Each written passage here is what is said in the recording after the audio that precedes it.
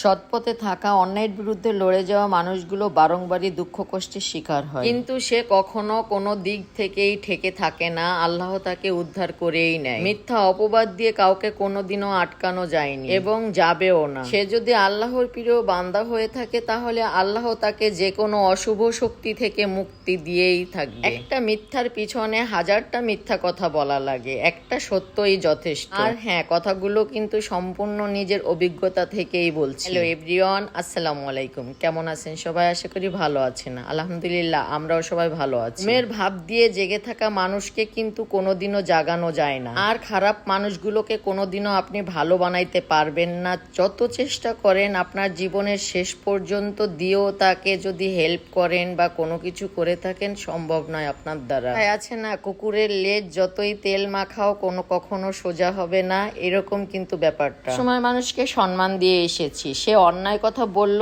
চুপ করে শুনে নিয়েছি, কিন্তু এতে হিতে বিপরীত হয়েছে। এসব পরিস্থিতি বুঝে কিন্তু মানুষের সাথে মিশতে হবে। সাথে সাথে পদক্ষেপ না নিলে যতই গভীর হবে ততই আপনার দ্বারা বিপদ। আচ্ছা, সবাই ভালো থাকবেন, পুরো ভিডিওটি দেখবেন, লাইক কমেন্ট শেয়ার করবেন। আল্লাহ হাফেজ।